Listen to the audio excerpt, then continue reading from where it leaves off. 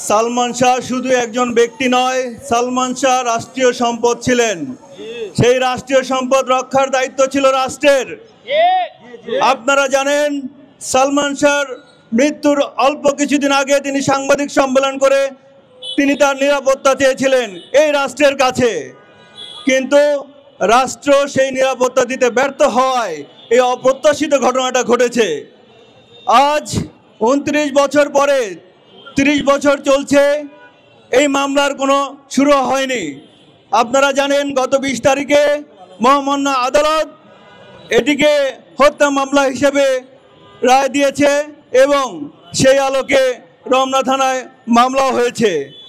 যেহেতু আসামিরা, চিহ্নিত আসামিরা এখনও কেউ কেউ বাংলাদেশে বিরাজ করছে, তাদেরকে কেন এখনও গ্রেপ্তার করা হচ্ছে না, এটাই আমাদের কাছে প্রশ্ন।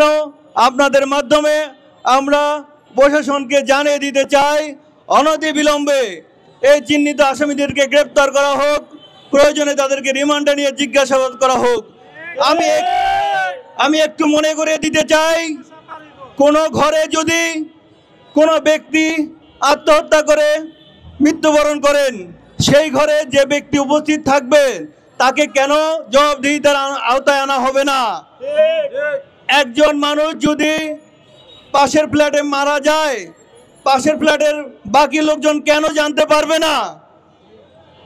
আমরা বলতে চাই, আমাদের যে নথিগুলি ছিল সেগুলো পুনঃতদন্তের মাধ্যমে অতি সত্বর সালমান শাহ হত্যাকারী হিসেবে চিহ্নিত যারা বাংলাদেশে এখনও বিরাজ করছে তাদেরকে গ্রেপ্তার করা হোক।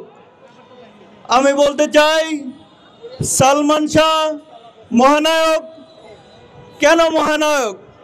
আমাদের ইতিমধ্যে দৃষ্টিগোচর হয়েছে, একজন সিনিয়র অভিনেতা বলেছেন সালমান শাহ নাকি বরিশালের একটি ফুটবল টিম, আর কুমিল্লার একটি ফুটবল টিম, আর সাকিব খান নাকি ব্রাজিল।